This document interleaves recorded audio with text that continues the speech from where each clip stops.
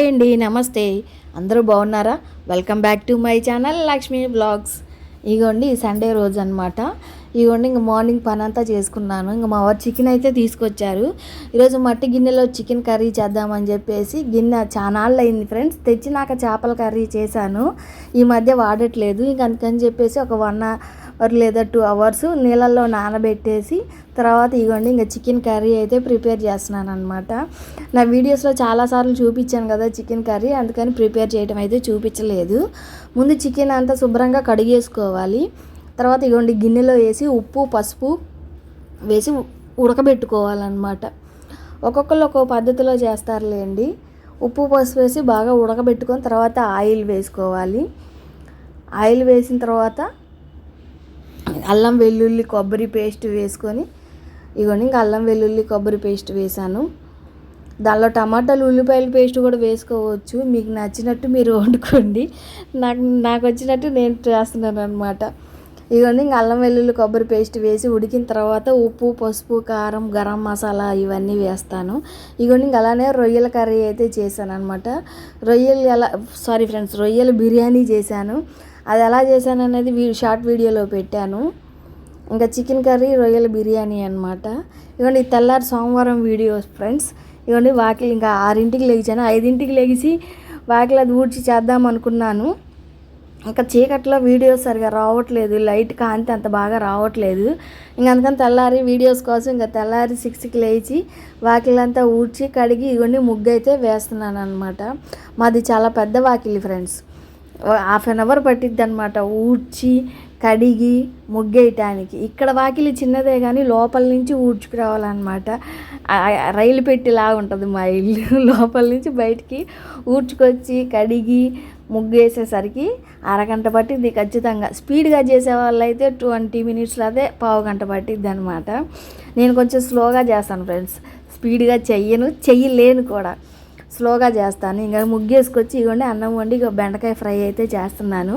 మొన్న మా ఇల్లుగల్లా మా టైల్స్ పని చేయించారని చెప్పాను కదా, దాని తర్వాత రోజు వీడియో. ఇంకా ఆ టైల్స్ మిషన్ పెట్టినప్పుడు డస్ట్ చాలా వచ్చింది కదా, ఇంకా అదంతా ఇంట్లోకి వచ్చిందనమాట. ఇంకా తలుపుల నిండా డస్ట్ పడింది. ఇంక ఇవాళ అదంతా క్లీన్ చేయాలి. ఇంకా క్లీనింగ్ పనిలో ఉన్నాను ఫ్రెండ్స్. ఇవన్నీ ఇంకా వంట అయితే చేసేసాను. ఇల్లు అది ఊడ్చుకొస్తున్నాను. అలానే అక్కడెక్కడన్నా బూజు ఉందేమో మూలన పైన ద్వారాలకి ఇంకా పైన కూడా ఇంట్లో లోపల ఎక్కడన్నా బూజు ఉందేమోనని చెప్పేసి ఇంకంతా క్లీన్ చేస్తూ ఉన్నాను ఫ్రెండ్స్. బయట లోపల తలుపులు అవి తుడవటం ఇలా చేస్తున్నాను ఫ్రెండ్స్. మన ఆడవాళ్ళ జీవితం అంతా ఇంకా ఈ వంటగదికే అంకితం అయిపోయిద్ది అనమాట. అంకితం అయిపోయేది ఏంది, చాలా వరకు 90% ఆడవాళ్ళు అందరూ వంటగదికే పరిమితం అవుతున్నారు. నాకు తెలిసి ఎక్కడో కొంతమందే జాబ్ చేస్తున్నారనమాట. చిన్నప్పుడు పేరెంట్స్ని చదివిమంటేనేమో మిడిల్ క్లాస్ ఫ్యామిలీ వల్ల మిమ్మల్ని చదివించి లక్షలు పెట్టి మళ్ళీ కట్నాలు ఇచ్చి లక్షలు పెళ్లి చేయలేం కాబట్టి చదువు ఆపేసేసేయండి అని చెప్పి పెళ్లి చేస్తారు. ఇక్కడ ఇంటికి వచ్చినాక అత్తగారింటికి వచ్చినాక కూడా ఇదే పరిస్థితి అనమాట. అక్కడ గిన్నెలు కడుక్కోవటం వండుకోవటం, ఇక్కడ అదే పరిస్థితి అనమాట. ఈ అత్తగారింటికి వచ్చినాక కూడా వండుకున్నామా తిన్నామా పని చేసుకున్నామా, ఇదే తిన్నామా పడుకుందామా తెల్లారిందా అని మహేష్ బాబు సినిమాలో డైలాగులు ఉన్నట్టు ఇక్కడ కూడా అదే పరిస్థితి అనమాట. మనం ఏదన్నా పని చేయాలన్నా మనల్ని ఎంకరేజ్ చేసే వాళ్ళే ఉండరు అనమాట. అదే హస్బెండ్స్ని అయితే మనం ఎంకరేజ్ చేయాలి, అలా చేయండి ఇలా చేయండి అని సపోర్ట్ చేస్తారు. మనకైతే అసలు సపోర్ట్ చేయరు.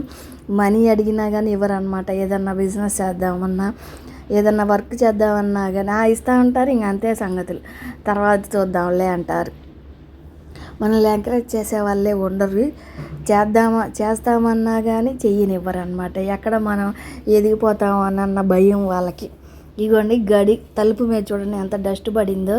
ఇంకా అదంతా క్లాత్తో తుడిచేస్తున్నాను అనమాట. తలుపులన్నీ కనిపించిన దుమ్ము వచ్చింది ఫ్రెండ్స్ ఇంట్లోకి మాత్రం, మామూలుగా కాదనమాట. అలానే మా పక్కన ఇల్లు కూడా కట్టేస్తున్నారు.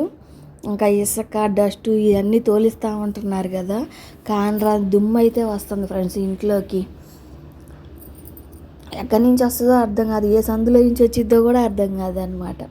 అక్కడ ఇక్కడ టైల్స్ పని చేయించేటప్పుడు డోర్లు వేశాను, అయినా కానీ ఎటు నుంచి వచ్చిందో అర్థం కావట్లేదు డస్ట్ లోపలికి. ఇగోండి ఇంకా గడి లోపల బయట తలుపులు అలానే బూజు కూడా ఉంటే అక్కడక్కడ దులిపేస్తున్నాను అనమాట.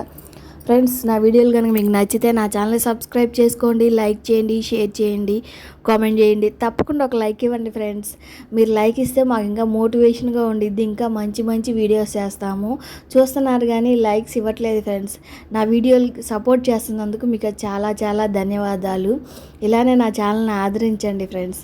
ఇంకా ముందుకు వెళ్తాను. ఇంకా మీ ఫ్రెండ్స్కి ఎవరికైనా నా ఛానల్ని షేర్ చేయండి ఫ్రెండ్స్. నేను ఇంట్లో చేసుకునే పనులు ఏమేంటి అనేది మీకు చూపిస్తున్నాను. వ్లాగ్స్ అంటే అంతే కదా ఫ్రెండ్స్, ఇంట్లో మనం చేసుకునే పనులే కదా.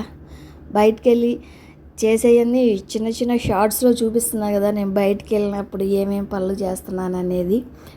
ఇదిగోండి ఇంకా డోర్స్ కూడా క్లీన్ చేస్తూ ఉన్నాను అనమాట. ఈరోజు బట్టలు కూడా ఉన్నాయి ఫ్రెండ్స్, ఉతకాల్సినవి 2 రోజులు. మొన్న టైల్స్ పైన చేయించి బట్టలు కూడా ఉతకలేదు కదా, ఈ క్లీనింగు ఆ బట్టలు ఉతికేసరికి నా పని అయిపోయిందనమాట. ఇగోండి ఇంకా బూజు కూడా దులుపుతున్నాను. ఏసీ దగ్గర, ఏసీ పైన చుట్టూతా కిటికీల్లో ఇంకా బూజు అది ఉంది అక్కడక్కడ. మొన్న సంక్రాంతికి దులిపాను కానీ ఇంక మళ్ళీ వచ్చిందనమాట. ఇంకా అది కూడా దులిపేస్తూ ఉన్నా ఒకేసారి పనిలో పని. మనం ఎంత నీట్గా ఉంచుకుంటే అంత మంచిది. ఒక్కొక్కసారి బద్దకిస్తాం కానీ తప్పదు కదా, ఎప్పటికైనా మనమే చేసుకోవాలి. ఇవాళ బద్దకిచ్చిన రేపైనా మనమే చేయాలిగా, ఎవరన్నా వచ్చి చేస్తారా? చెయ్యరుగా. ఇవన్నీ ఇంకా బట్టలు కూడా తడిపి పెట్టేశాను. ఇంకా 2 రోజులు ఇవి మా వారి, మా అబ్బాయి 3 జతలు, మా చిన్న అబ్బాయి 2 జతలు, ఇంకా నావి.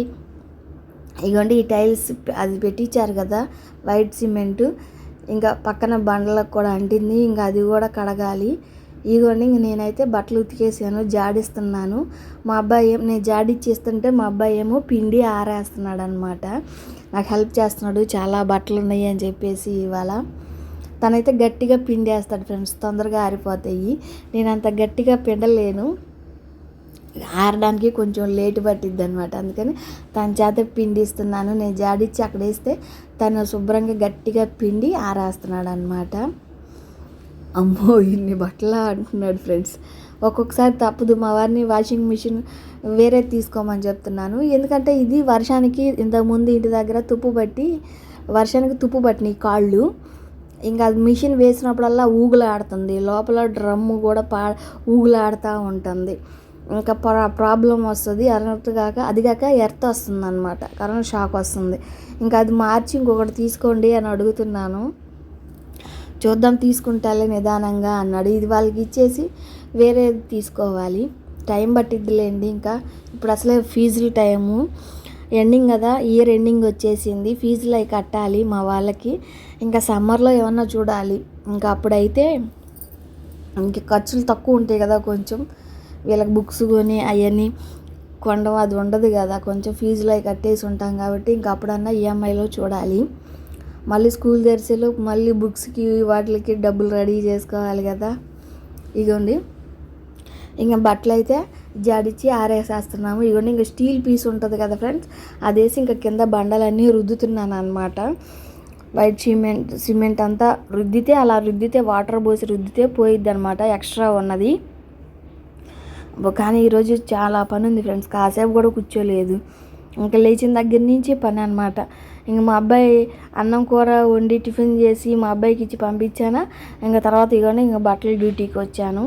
బూజులు అవి దులిపేసి బట్టలు ఉతికేసి ఇలా స్టీల్ పీస్తో గీరేసిన తర్వాత ఇంకా హెయిర్కి అయితే హన్నా పెట్టుకొని ఇంకా వాష్రూమ్ కూడా కడిగేసి స్నానం చేసి ఇల్లంతా తుడుచుకునేసరికి నాకు సాయంత్రం అయిందనమాట.